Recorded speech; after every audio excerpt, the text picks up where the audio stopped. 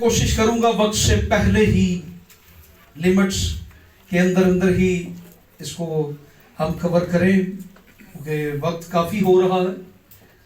सो आइए हम कलामे मुकद्दस की तरफ बढ़ते हैं और बाइबल मुकद्दस को खोलते हैं। और किसी ने कहा बाइबल मुकद्दस खुदा के दो होंठ हैं जहां से खुदा हमसे बोलता है। पुराना अहदनामा और नया अहदनामा। दूसरी तवारीख की किताब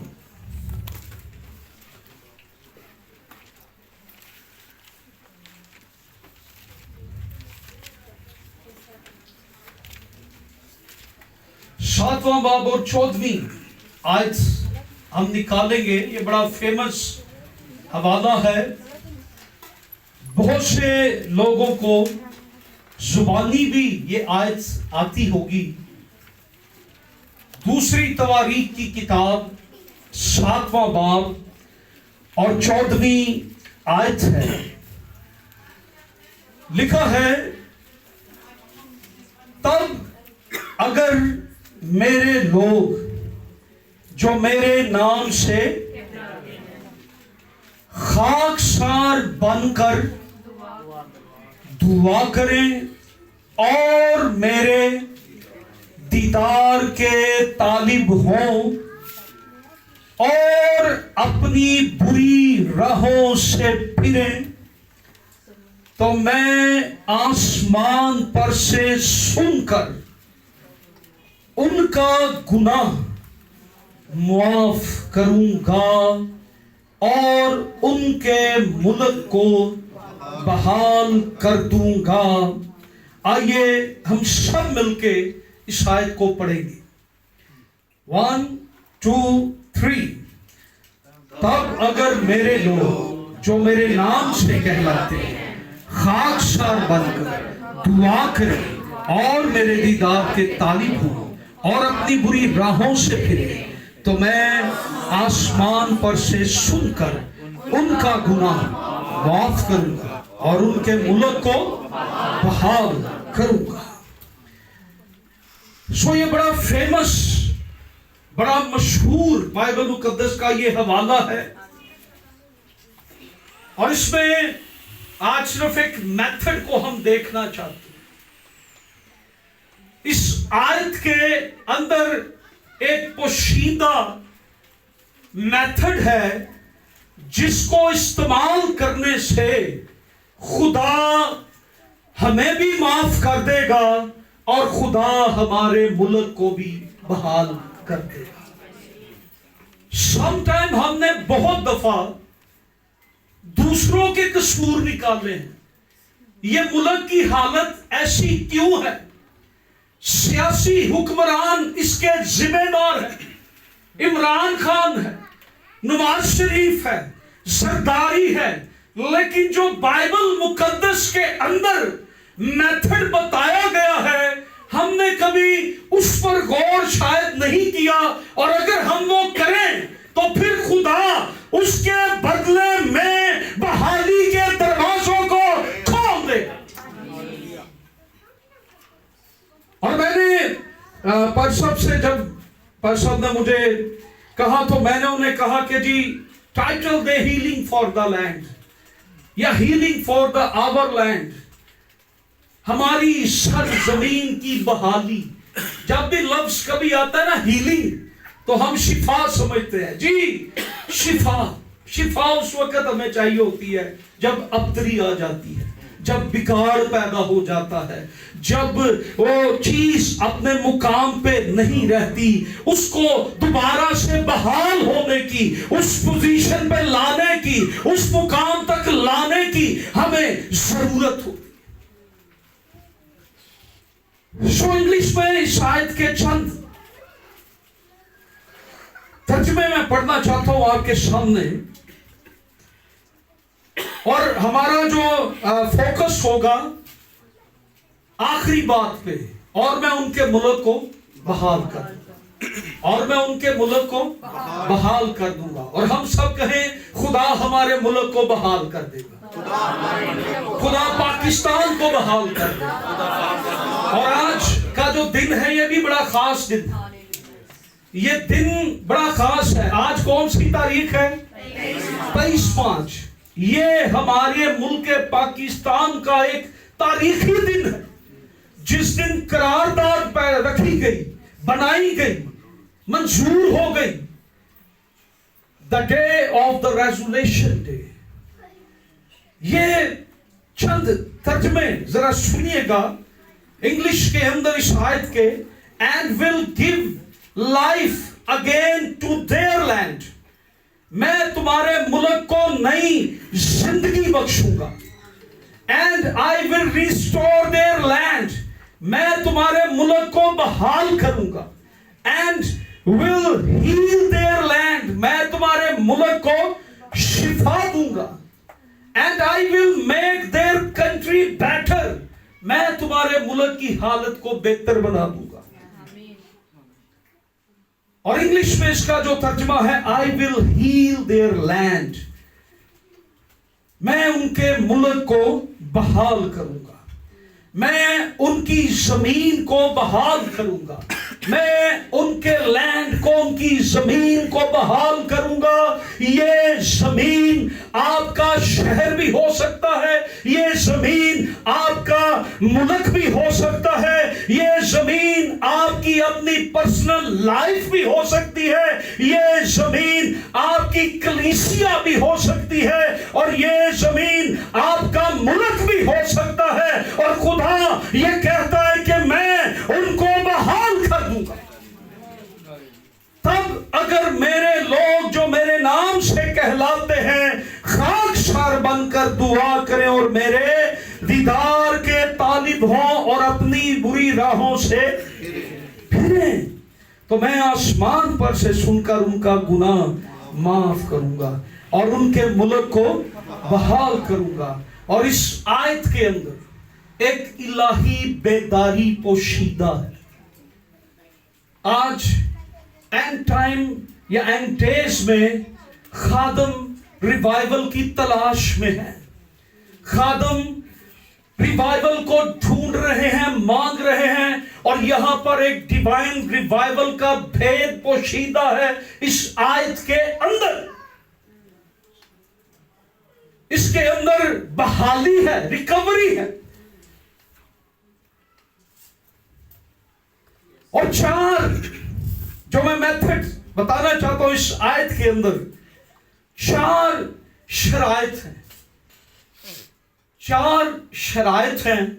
और फिर उन शराइत को जब आप पूरा कर लेंगे तो फिर उसके बाद खुदा 3 काम करेगा। इनको आप 3 शराइत भी कह लें या 4 भी कह लें। नंबर 1, जो पहली शर्त खुदा ने रखी, तब अगर मेरे लोग जो मेरे नाम से कहलाते हैं, नंबर 1 क्या बनेंगे? खाकसार बने। नंबर 2 दुआ करें। और सिर्फ दुआ नहीं, ये दुआ का लेवल थोड़ा डिफरेंट है। बहुत दफा हम दुआ करते हैं, यहां पर जो दुआ है वो दुआ खाकसारी वाली दुआ है। आप समझते हैं खाकसार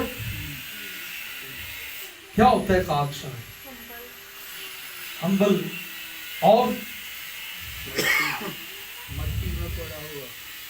मट्टी में पड़ा हुआ सरेंडर कर देना। ये सारे मीनिंग ठीक है, मैं किसी और मीनिंग बोली, यही मतलब है। लेकिन खाकसार अपने आप को उस दर्जे पर लेके जाना जहां हम अपनी जात की नफी करें। खुदावंद मेरे करने से कुछ नहीं होगा, जो कुछ भी होगा वो तेरे ही सबब से होगा, और तू ही कर सकता है और तू ही करेगा। ये उस वक्त ये खाकसारी हो। सम टाइम हमने अपनी कोशिशों से बहुत कुछ किया। जंग के लिए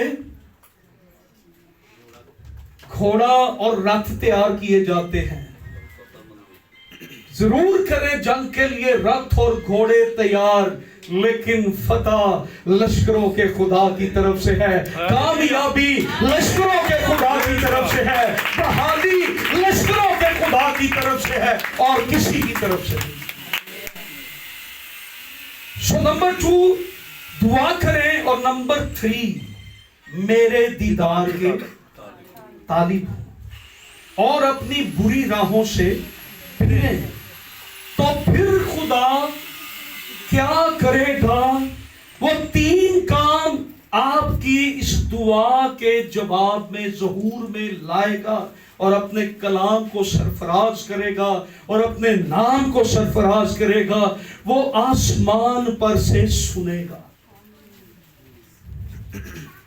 और अभी हम यीशु की सिफात को सुन रहे थे। हम किसी बुत की पूजा नहीं करते हैं। अभी खुदा के खादम कह रहे थे, हम जिस खुदा की पूजा करते हैं, जिसकी पैरवी करते हैं, जिसके आगे माथे टेकते हैं, जिसे सजदे करते हैं, जिसकी वर्शिप करते हैं, वो हमारी दुआओं को सुनने वाला खुदा। और मैं अक्सर कहता हूं हर दुआ का जवाब आएगा, कभी कोई दुआ रुकेगी नहीं, क्योंकि हम जिंदा खुदा के लोग हैं। और यहां पर खुदा ने कहा कि मैं सुनूंगा, और फिर दूसरा काम, मैं उनके गुनाह माफ कर दूंगा, और तीसरा काम जो खुदा करेगा, उनके मुल्क को बहाल करेगा। और खुदा अपने अहदो पैमान के अंदर, अपने वादों के अंदर सच्चा है कि नहीं? जिन्हें तुसी दसन रहे हो, शक च ना पाया करो सानू। खुदा अपने वादों में सच्चा है कि नहीं? सच्चा है। वो शायद मैं कह के रहे, सच्चा है कि नहीं? खुदा सच्चा है कि नहीं? खुदा अपने वादों में सच्चा है, हमें इसमें कोई शक नहीं है। वो सच्चा है और अपने वादों में सच्चा है। और अपनी बुरी राहों से, यहाँ पे जो इब्रानी में लफ्ज है ना बुरा, उसका जो मीनिंग है ना, वो लफ्ज या वो काम जिसमें हर गुनाह शामिल हो, बुरा लफ्ज यहां पे है ना, वो अपनी बुरी राहों से फिरे, उसमें हर एक गुनाह शामिल है। और खुदा क्या कह रहे हैं? अपने हर एक गुनाह से क्या हो, वो फिरे, छोड़े, तरक करे। हर किस्म का गुनाह शामिल है। और खुदा के नजदीक ये अच्छी चीज नहीं है। बाज़ दफा हम बहुत दफा गुनाह के बारे में बहुत कुछ जानते हैं। मैं इतना सिर्फ ये यहां पर कहूंगा कि खुद गर्जाना जिंदगी का चुनाव और अपने दिलों में मसीह को बतौरे बादशाह सही मुकाम ना देना, ये गुनाह है।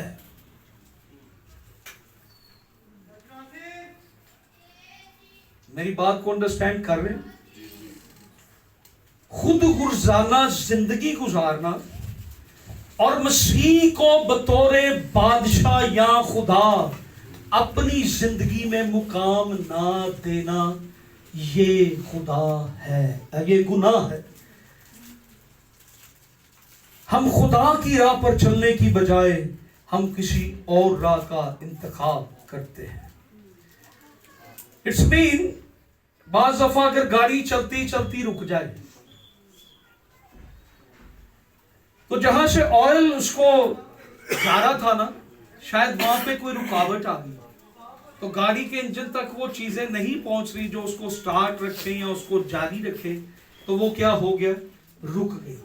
तो जब आप चेक करेंगे वो कचरा, वो ज़रात जिसकी वजह से वो रुक गया है, तो इसी तरह गुनाह बहुत से मराहिल के अंदर हमें स्टॉप कर देता है। बहुत सी ब्लेसिंग्स हमारी रुक जाती हैं, बहुत से काम हमारे रुक जाते हैं, हमारी बहाली रुक जाती है। और खुदा यहां पर यही कह रहा है कि तब अगर मेरे लोग जो मेरे नाम से कहलाते हैं, और बहुत दफा हम अपने मेथड और तरीकों से हम उसको बहाल करना चाहते हैं।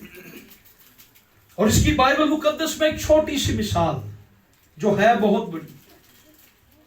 कौम बनी इस्राइल जब मुल्के मिस्र से निकले, आगे एक शहर है जिसकी दीवारें आसमान से बातें करती हैं और उस पर फतह पाना नामुमकिन है, लेकिन वो फतह बड़ी आसानी से मिल गई।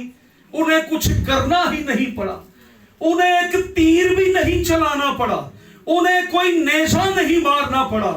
उन्होंने सिर्फ वहां पर अपने खुदा ही को याद किया है, उन्होंने अपने खुदा ही को पुकारा है और उनके खुदा ने उनकी सुनी है और वो दीवारें गिर गई हैं और फतह आ गई है। लेकिन क्रूज की किताब ही के अंदर एक जगह पर आई का एक मुकाम आता है, जगह का नाम है आई, और वहां पर इस्राएल के लोग कहने लगे ये तो थोड़े से लोग हैं, हमने तो इतनी बड़ी फतह पाई है, हमारा माजी देखे, हमने मिस्र को फतह किया, हमने यरू को फतह कर लिया, आई के अंदर तो थोड़े से लोग हैं। तो जब ये वहां जाते हैं तो वहां पर ये शिकस्त खाकर तो वापस। क्यों फतह नहीं हुई? क्यों फतह नहीं हुई? क्योंकि अंदर क्या है? गुनाह। अंदर गुनाह था और ये शायद अपनी कोशिश से, और समटाइम हम माजी के वाकयात में खुश रहते हैं, हमने माजी में ये किया, हमने माजी में ये किया, माजी में खुदा ने हमारे लिए ये किया। तो भाई माजी में अगर मुर्दे जिंदा होते थे तो आज आप क्यों मुर्दा है? माजी का खुदा आज भी वही खुदा है, वो बदला नहीं है, वो कल भी जैसा था वो आज भी ऐसा ही है, वो आज भी हालात को बदलने की कुदरत रखता है, वो आज भी सिचुएशंस के अंदर काम करता है, वो आज भी हालात को बदल डालने की कुदरत रखता है। अगर हम खुदावन की तरफ रुजू लाएंगे, समटाइम हम अगर गौर करें, अगर कोई शख्स शख्सी गुनाह करता है तो उसके गुनाह का असर उसकी अपनी जात पे होता है। अगर हेड ऑफ द फैमिली गुनाह करता है, उसका असर उसकी फैमिली पे होता है। अगर पास्टर गुनाह करता है तो उसके गुनाह का असर, अगर मुल्क का बादशाह गुनाह करता है तो उसका असर पूरे मुल्क के अंदर होता है। और आज हम जब मुल्की बहाली की बात कर रहे हैं तो कितने लोग आप में से चाहते हैं कि हमारा मुल्क बहाल? यस, हम सब ये चाहते हैं। तो वो गुनाह के असरात जब भी आप अपनी पर्सनल लाइफ में देख लें, आप अपनी फैमिली लाइफ में देख लें, आप अपनी मिनिस्ट्री के अंदर देख लें, आप अपने मुल्क के अंदर देख लें, जब भी, और क्या बाइबल में ब्लेसिंग भी कहां से आती है? कहां से आती है? हाँ, है वो सत्र वांगू है जो सिर ते डुलिया है, हेड। जब हेड गुनाह में गिरते हैं ना, तो फिर वो चीज अपने मुकाम पर नहीं रहती, वो पूरे मुल्क पर असर होता है। और बाइबल मुकद्दस के अंदर मैं गौर कर रहा था, क्योंकि वक्त शॉर्ट है तो मैं ज्यादा डिटेल में नहीं जाऊंगा। मैंने इस्राएल के बादशाहों को स्टडी किया, वो कौन से बादशाह थे जिनकी वजह से मुल्क के अंदर गुनाह आया, वो कौन से बादशाह थे जिनकी वजह से मुल्क के अंदर बहाली आई, वो कौन से लोग थे जिन्होंने खड़े होकर अपने हाथ उठाए तो खुदा ने उनके मुल्क को बहाल कर दिया, सरफराज कर दिया। बाइबल मुकद्दस के अंदर दूसरी शमूएल की किताब के 21वें बाब की पहली 3 आयत के अंदर यह जिक्र है कि 3 साल का काल पड़ा मुल्क इस्राएल के अंदर, और दाऊद के हुकूमत उस वक्त थी, और दाऊद की जिंदगी, ये सबसे बेस्ट जो चीज उसकी जिंदगी के अंदर थी वो ये थी कि जब भी कोई प्रॉब्लम आया, वो खुदा के कदमों में झुका। उसने खुदा से पूछा, शाऊल ने वो अहद तोड़ा था जो यशवा ने बांधा था, और 3 साल के लिए मुल्क के अंदर गुर्बत काल पड़ गया और हालात बदल गए, और अब वो परेशान हैं कि हम इस हालात से कैसे छुटकारा पाए। तो ये क्या था? शाऊल का गुनाह, उसने वो अहद तोड़ दिया। फिर बाइबल मुकद्दस के अंदर एक और बादशाह, आखिस उसका नाम है, आखिस बादशाह, ये बुतप्रस्त बादशाह, इसने सूर्या कौम के मजहबों पर, उनको जब देखा वो बड़े खूबसूरत थे, उन मजहबों को फोटो कॉपी करके हैकल के अंदर वो मजहबा इसने बना दिया। और बहुत दफा हम दूसरों की कॉपियां करते रहते, और इसने वो मजहबा बनवा दिया। और फिर इसने एक और काम किया, जो सांप मूसा नबी ने इस्राएल की शिफा के लिए बियाबान में पीतल का सांप बनवाया था, इसने उसकी वर्शिप शुरू करवा दी। लोग उसको आकर सजदे करते, उसको पूजते, उस पर नजर करते, हमें शिफा मिल जाए। असल में ये सिंबल्स जो हैं, ये इलामतें जो हैं, ये उस वक्त के साथ ही खत्म हो चुकी हैं। अब जो हमारी हीलिंग, हमारी शिफा है, अब जिस पर निगाह करेंगे, वो तो बल्ली पर सांप जो था, वो तो एक शबी थी, एक पैगाम था, एक पेशगोई थी कि एक वक्त आएगा कि सलीब पर यीशु मसीह चलेगा, और उस पर जो कोई निगाह करेगा, जो कोई ईमान लाएगा, वो शिफा पा जाएगा, वो हील हो जाएगा, वो अपने गुनाहों से रिहाई पा जाएगा। बहुत सी चीजें आज चर्च में संबोधित करी। हम तस्वीरों को सिजदे करते फिरते हैं, हम मुजस्मों को सिजदे करते फिरते हैं। और पिछले दिनों एक मैं अगर कहूँ, फादर जी यूट्यूब पे एक सरमन दे रहे थे कि जी हम तो बुत परस्त नहीं हैं, और उन्होंने यही इसी चीज का रेफरेंस दिया कि जी देखे वो भी तो था, उसकी वर्शिप भी तो होती थी, लेकिन आगे चल के एक खुदा परस्त बादशाह भी आया जिसका नाम हिजकिय्याह था। उसकी लाइफ में बड़ा मशहूर हुआ क्या बना हिजकिय्याह की लाइफ में। खुदा ने एक बड़ा जबरदस्त काम किया था। कितनों को पता? थोड़ा था उसकी उम्र ओके, खुदा ने नहीं उम्र बताता, इसके काम देखे। इस शख्स ने हैकल के बंद दरवाजे खुलवाए जो बंद हो चुके थे। हिजकिय्याह बादशाह ने सबसे पहले उसने वो मजबा तोड़ा जो असूरिया के बुत परस्त मजहबों की कॉपी करके उसको हैकल के अंदर लाए थे, उसको तोड़ा। ये बिब्लिकल नहीं है। हम बहुत से तौर तरीके ऐसे इस्तेमाल करते हैं जो बिब्लिकल नहीं होते, और फिर हमें ना हीलिंग मिलती है, ना बहाली आती है, ना मौत से मिलते हैं, ना ब्लेसिंग आती है। लेकिन जब भी आप बिब्लिकल मेथड इस्तेमाल करेंगे, जब भी आप बिब्लिकल तरीकों को यूज करेंगे, जब भी आप कलामे खुदा के मुताबिक खुदा की पैरवी करेंगे, खुदा आप पर अपने आसमान को खोल देगा और आप पर अपनी बरकतों को नील की तरह बरसाना शुरू कर देगा।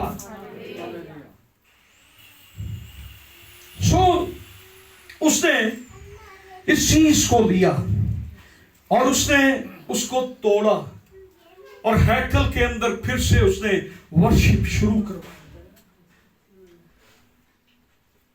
उस शाम को तोड़ा गया। उसने कहा ये वर्शिप के लायक नहीं है, हम तो जिंदा खुदा के मालिक हैं। खुदा ने उसे ब्लेसिंग दी उस बात से। हम अपने मजमून की तरफ आते हैं। हालेलुया। आज हमारा जो मजमून है वो है मुल्की बहाली। मुल्की, मैं पहले भी क्या एवं सामना शक च पाओ कि मैं हमारे कोई और मजमून सी। हमारा मजमून क्या है? मुल्की बहाली या मुल्की बहाली। शख्सी बहाली, मेरे साथ बोले जोर से, शख्सी बहाली यानी किसी जिंदगी का बहाल होना, किसी शख्स का बहाल होना। ये क्या है? ये शख्सी बहाली। फिर है खानदानी बहाली, किसी खानदान का बहाल होना। नंबर 3, कलीसियाई बहाली, किसी चर्च या कलीसिया का बहाल होना या किसी चर्च के ग्रोह का बहाल होना। नंबर 4, कौमी बहाली। कौमी बहाली क्या है? पूरी कौम की बहाली। और फिर क्या है? मुल्की बहाली, मुल्क का बहाल होना। और जब हम मुल्की बहाली की बात कर रहे हैं तो इसका मतलब यह है कि इस मुल्क के अंदर जितनी भी कौमें हैं, जितनी भी कौमें हैं, उन सब की बहाली। क्योंकि हर मुल्क के अंदर बहुत सी कौमें मौजूद हैं, बहुत से लोग, बहुत सी अक़वाम मौजूद हैं। सो याद रखिए या याद कीजिए, यहां पर खुदा ने एक वादा किया है और खुदा ने वादा यह किया है कि मैं उनके मुल्क को बहाल करूंगा। मैं उनके मुल्क को बहाल करूंगा। कब? जब मुल्क के अंदर अफरा तफरी होगी, जब मुल्क अबतरी का शिकार होगा, जब मुल्क के अंदर हलचल होगी, जब अस्तराब और फटकार और परेशानियां होगी, हर तरफ अफरा तफरी होगी, तो खुदा क्या कहता है? खुदा का वादा क्या है? मैं उनके मुल्क को बहाल करूंगा। कितने लोग चाहते हैं कि पाकिस्तान बहाल हो? Praise God. खुदा कहता है कि मैं बहाल करूंगा। तो अगर आप ये चाहते हैं तो सबसे पहले हमें क्या होना पड़ेगा? खुद को बहाल करना पड़ेगा, शख्सी बहाल। अगर हम चाहते हैं कि हमारा मुल्क बहाल हो तो सबसे पहले हमें क्या होगा? सबसे पहले कौन बहाल होगा? कहें मैं। सबसे पहले कौन बहाल होगा? अगर आप चाहते हैं आपकी फैमिली बहाल हो तो सबसे पहले कौन बहाल होगा? अगर आप चाहते हैं आपका चर्च बहाल हो तो सबसे पहले कौन बहाल होगा? अगर आप चाहते हैं कि आपका मुल्क बहाल हो तो सबसे पहले कौन बहाल होगा? मैं। बेदारी भी इसी तरह आती है, शख्सी। जब मैं बेदार हो जाऊंगा तो फिर सारे बेदार हो सकते। जब मैं बहाल हो जाऊंगा तो मेरा खानदान बहाल हो सकता है। अगर मैं बहाल हो जाऊंगा तो मेरा चर्च बहाल हो सकता है। अगर मैं बहाल हो जाऊंगा तो मेरी कौम बहाल हो सकती है। और अगर मैं ये चाहता हूं कि मेरा मुल्क बहाल हो तो पहले मुझे बहाल होना पड़ेगा। यहां पर खुदा वादा करता है। और ये रेफरेंस जो है, जब हैकल मुकद्दस बनाई गई तो उस वक्त सुलेमान बादशाह ने दुआ की थी कि ऐ खुदा, अगर मेरे लोग कोई गुनाह करें और वो इस हैकल की तरफ रुख करके दुआ करे तो तू उनका गुनाह सुनकर, दुआ सुनकर उनका गुनाह माफ कर देना। तो ये उस दुआ का जवाब खुदा अब दे रहा है कि तब अगर मेरे लोग जो मेरे नाम से कहलाते हैं, अगर वो गुनाह करते हैं, अगर उनका मुल्क फटकार में, अस्तराब में, परेशानी में, अफरा तफरी के अंदर है, तो तब अगर मेरे लोग दुआ करते हैं, और दुआ किस तरह से करनी है, और खुदा ने वो तरीका उन्हें बताया कि अगर तुम लोग इस तरह से मेरे पास आओगे तो मैं तुम्हारे मुल्क को। और बाइबल मुकद्दस में ऐसे वाकयात बहुत से। कौन से? जब भी गुनाह आया कौम के अंदर, कौम असीरी के अंदर, जब भी खुदा के खिलाफ चले, खुदा ने क्या किया, कौम को दूसरी गैर अक़वाम से असीर करवा दी। सो ये 3 या 4 पॉइंट्स जिनको एक मेथड के तौर पर आज हम देंगे और आज हमने दुआ करनी है। और खुदा ने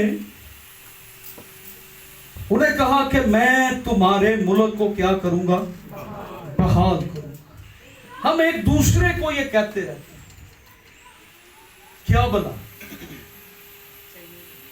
पेट्रोल महंगा हो गया, महंगाई बहुत हो गई है। अभी फेसबुक पे किसी ने लिखा हुआ था कि ज़लज़ला जो 7.7 आया है ना, ये 9.9 आता। रोज रोज मरने से बेहतर है हम एक बार मर जाए। आगे लिखा है 650 वाला आटे का थैला 1150 का हो। आप अंदाजा करें, हम एक दूसरे को कहते रहते। मैंने बहुत दफा लोगों को, मुल्क के बादशाहों को गालियां देते सुना, मुल्क के लिए बद्दुआएं मांगते देखा। लेकिन हमने, खादमों ने, क्रिश्चियंस ने, चर्चेस ने हमेशा मुल्क के लिए दुआएं की हैं कि खुदा हमारे मुल्क को बहाल कर दे, हमारे मुल्क को उठा खड़ा कर, हमारे मुल्क को बाबरकत बना दे। और एक वक्त आने वाला है जब पाकिस्तान बहाल भी होगा, बाबरकत भी होगा और इस मुल्क के अंदर खुदा की बरकतें होगी, क्योंकि ईमानदारों की दुआएं आसमान को खोल देती हैं। और खुदा का ये वादा है कि वो हमारी दुआएं सुनकर हमारे मुल्क को बहाल कर देगा।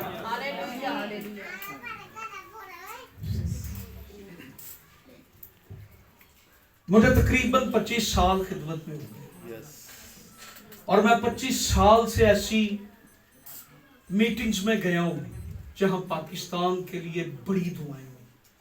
मैंने लोगों को रोते लेटते देखा है, रोजे रखते देखा है, 10-10 दिन, महीना सिर्फ पाकिस्तान के लिए दुआ, सिर्फ पाकिस्तान के लिए दुआ। उनके अंदर ये पैशन है। और बाज़ दफा, बहुत दफा हमने पाकिस्तान के अंदर बहुत सारी तब्दीलियों को देखा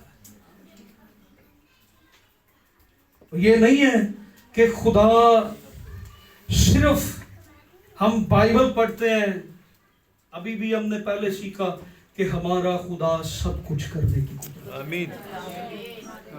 जो काम आसमानों पे नहीं होता, जमीन पे नहीं होता, तो वो खुदा का बर्रा आके कर देता। खुदा सब कुछ कर सकता है। सो नंबर 1, खाकसार बनकर दुआ। पहला पॉइंट क्या है?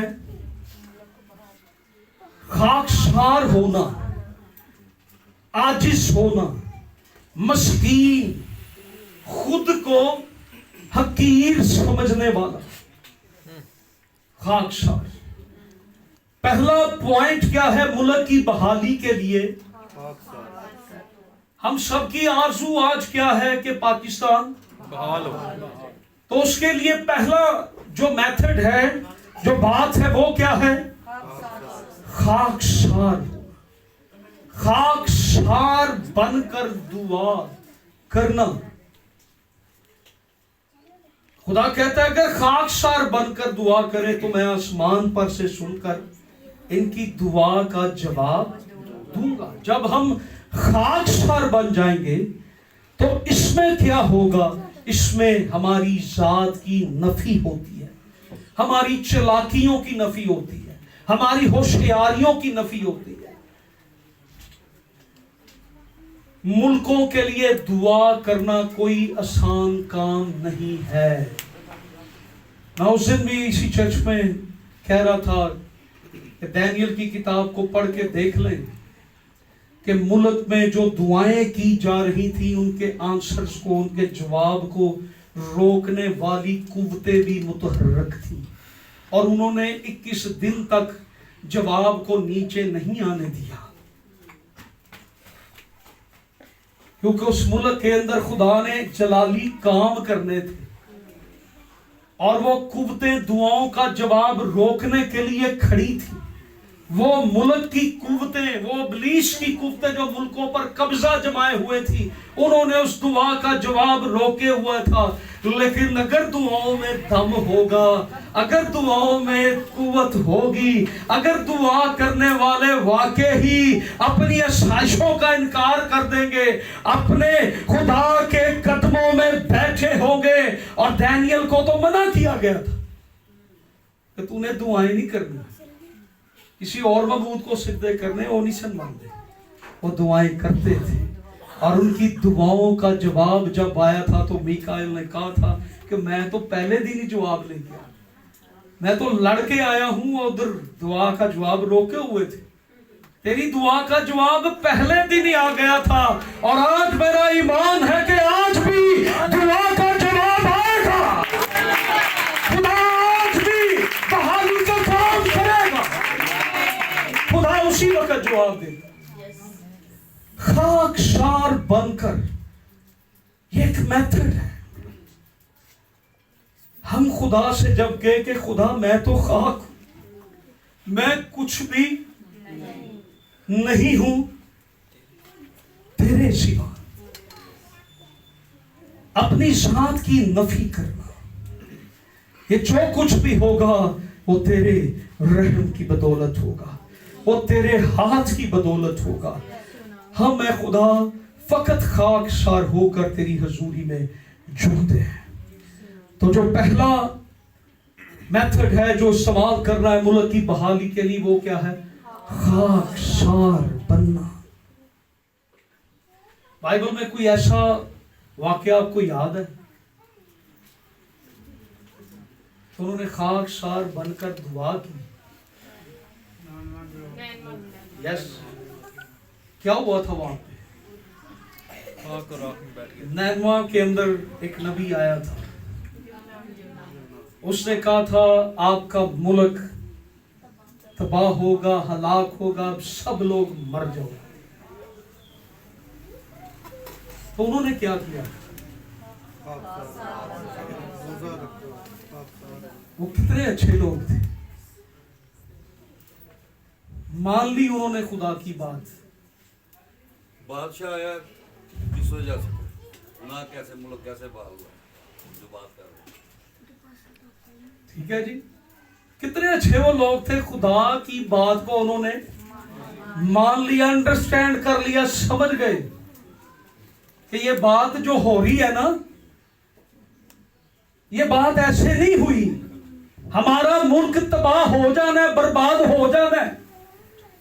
ये जिस खुदा का पैगाम हमारे मुल्क के अंदर आया है ना, ये मुल्क बर्बाद हो जाना है। बादशाह अपने तख्त पर से उठ खड़ा हुआ, आके वो भी बाजार में बैठ गया, टाट बिछा दिए, रोजे रखवा दिए, ना कोई जानवर कुछ खाए, ना कोई बच्चा कुछ खाए, ना कोई बुजुर्ग कुछ खाए। वो सारे सड़कों पे निकल आए, बैठ गए और रोने लगे, ऐ खुदा हमारे मुल्क पर रहम कर दे, हमारे मुल्क को बहाल कर दे, हमारे मुल्क को बचा ले। ऐ खुदा हम अपने गुनाहों से तौबा करते हैं, हम अपनी बदी का इकरार करते हैं, हम खाक है, हम पर रहम कर दे। और खुदा ने नबी को कहा जा जाकर इन्हें कह के मैंने इन्हें माफ कर दिया है, और मुल्क जो है वो बहाल हो जाता। खाकसार बनकर दुआ।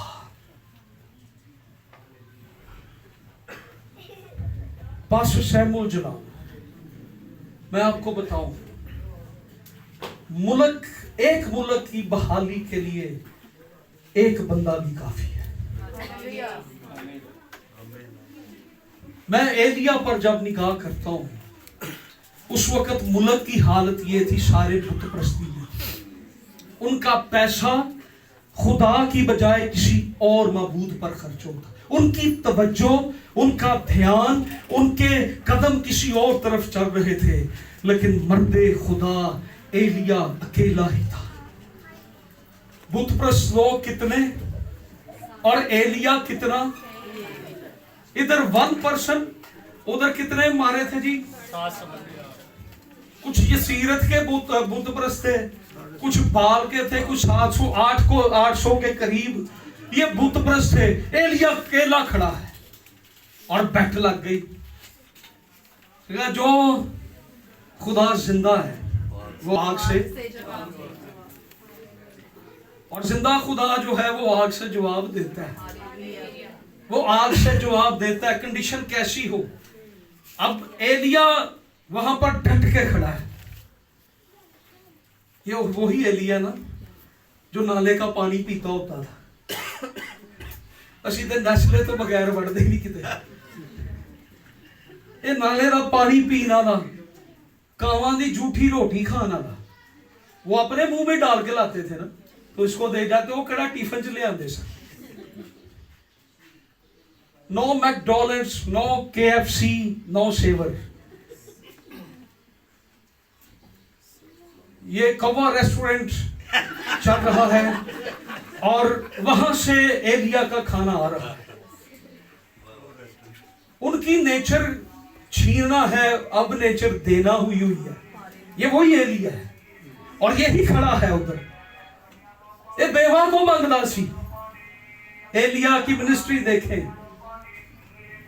साढ़े पाकिस्तानी लोग कहते ने नाल ही फोटो खिंच के फेसबुक में लगाए, पास्टर बेवा से हदिया लेते हुए। बाइबल में उससे लिया कि नहीं? अगली गल नहीं लिखनगे कि फिर बेवा के जिंदगी में हुआ क्या है। फिर ना बेवा का आटा खत्म होता है, ना तेल खत्म होता है। भाई अगली फोटो भी लाया करो, सिर्फ खादमा दी बुराई करन ते ना लिया करो फेसबुक पे।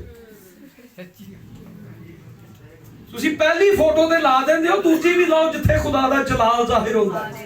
ਜਦੋਂ खुदा काम करने शुरू कर देंदा, खुदा दी बरकतां आनियां शुरू हो जाती, वो वाली फोटो भी लाया करो ताकि जलाल खुदा नूं बहुता मिले। ये वही एलिया है, ये अकेला खड़ा है इस्राएल की सरजमीन के ऊपर।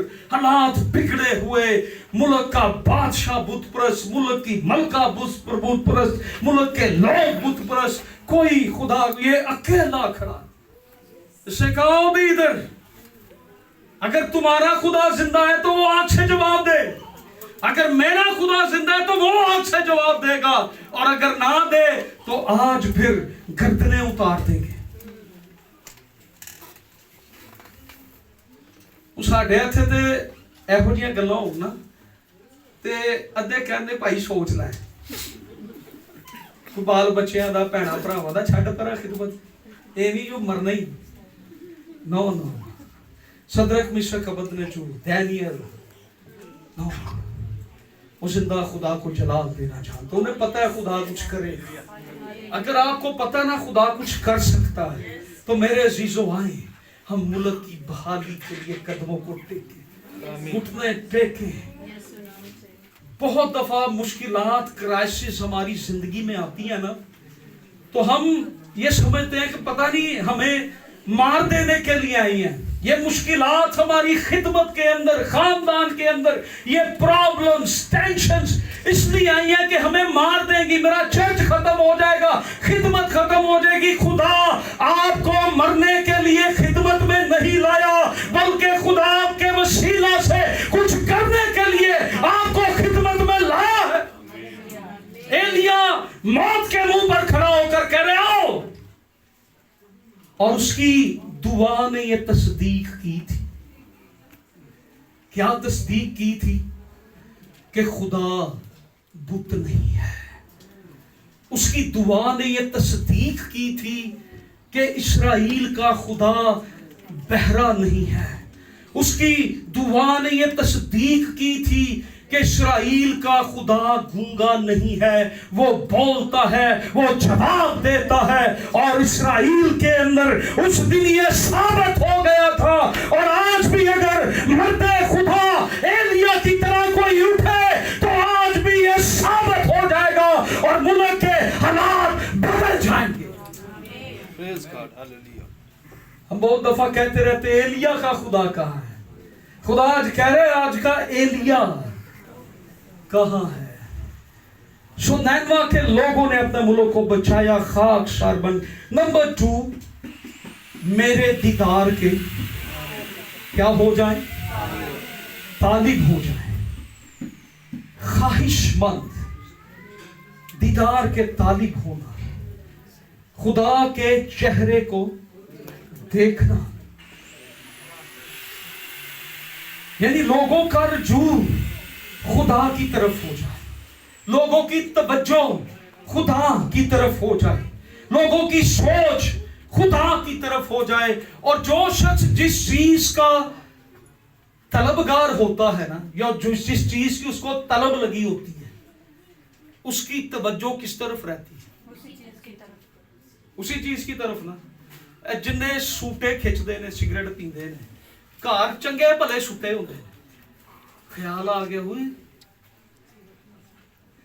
किथे जाते, तवज्जो किधर है, ध्यान किधर है? जिसको जिस चीज की तलब होती है ना, उसकी तवज्जो। और खुदा क्या कह रहा है? मेरे दीदार के तालिब हो, आपकी तवज्जो खुदा की तरफ हो, आपका ध्यान, आपकी सोच, आपका जहन, आपका हर माइंड जो है, आपकी हर सोच जो है, वो खुदा की तरफ, मेरे दीदार के तालिब हो। काइन को खुदा ने कहा था ना, उसको जब लानत दी थी तो उसने कहा था कि मुझे अपने चेहरे के सामने से रूपोश, अगर मैं तेरे चेहरे से हट जाता हूं सामने से, तो मुझे तो मार दिया जाएगा। तो खुदा क्या कह रहा है? मेरे दीदार के तालिब हो, तुम्हें कोई भी मार नहीं। तीसरा पॉइंट है अपनी बुरी राहों से फिरे। तीसरा काम क्या है? भी बुरी राहों से बाज आए। आपको वाज़ेह ये बताना चाहता हूं, हमने ये काम कोई नहीं करने। कौन से काम बना? मैं वाज़ेह बता रहा हूं, हमने ये 3 काम कोई नहीं करने। कौन से बना? खाकसार भी हमने कोई नहीं होना, खुदा के दीदार के हमने तलबगार या तालिब कोई नहीं होना। और तीसरी बात, बुरी राहों से भी हमने कोई नहीं बाज आना। कहीं ना कहीं हमने कोई ना कोई, छोटे बच्चों को आप देख लें, आप उनको जितना मर्जी मना कर ले, वो कहेगा ठीक है, मार भी खा लेगा, सिर्फ 10 मिनट बाद उसने वही काम किया होता है। ईमानदारों की जिंदगियों में भी आज यही है। अगर हम ये 3 काम करें तो फिर क्या हो सकता? हम अपनी बुरी आदतों से फिरें, हम अपनी बुराई से फिरें। और आज बहुत दफा दूसरों पर ये इल्जाम लगा रहे हैं कि उसकी वजह से मुल्क के हालात ये हैं, उसकी वजह से मुल्क के हालात ये हैं, उस सियासतदान ने ये किया हुआ है, उसने ये कह दिया है, ये हो गया। लेकिन आपका किरदार क्या है इस सारी सिचुएशन के अंदर? क्या आप खाकसार हो गए?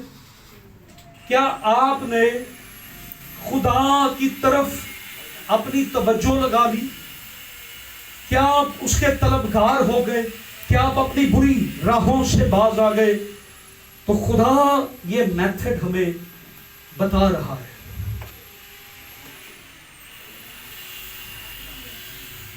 हम जिन राहों पर चल रहे हैं, हमें उन राहों से वापिस आना है। बुरी राहों से क्या करें? फिरे। मुझे बताएं तौबा का मतलब क्या होता है?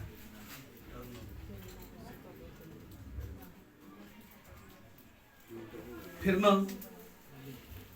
तो खुदा क्या कह रहा है? बुरी राहों से फिरे। अगर बुरी राहों से फिरे तो फिर आगे खुदा ने ये कहा कि मैं क्या करूंगा? आसमान पर से सुनकर उनका गुनाह माफ कर दूंगा। और क्या करूंगा? अगर आप चाहते हैं कि मुल्क बहाल हो, तो पहली शर्त यह है कि आप खाकसार बनकर क्या करें? दूसरी शर्त यह है कि आप खुदा के दीदार के। तीसरी शर्त यह है तो फिर खुदा क्या करेगा? ये जो मैं बता रहा हूं, ये शर्तिया वादा अब बताने लगा हूं। खुदा ने शर्त रखी हुई इसमें, अगर ये करोगे तो खुदा कहते हैं अगर तुम ये काम करोगे तो फिर मैं ये काम करूंगा, मैं तुम्हारे मुल्क को बहाल कर दूंगा। अगर हम इन शराइत को नहीं पूरा करेंगे तो फिर खुदा के वादे भी पूरे। हम सबका तजुर्बा है ना, बहुत दफा हमने बहुत ऐसी चीजें नहीं की जिनके करने से हमें पता है कि हमें बरकत मिलती है। खुदा हमारे लिए कुछ कर सकता है लेकिन हम नहीं करते। लेकिन अगर हम ये मेथड यूज करें, अपने आप को हम्बल बनाएं, खाकसार बनाएं, हम दीदार के तालिब हों और फिर हम देखें हमारे मुल्क के अंदर खुदा कैसे काम करेगा। आइए हम अपने कदमों पर खड़े हों और आइए हम दुआ करना शुरू करें। हालेलुया।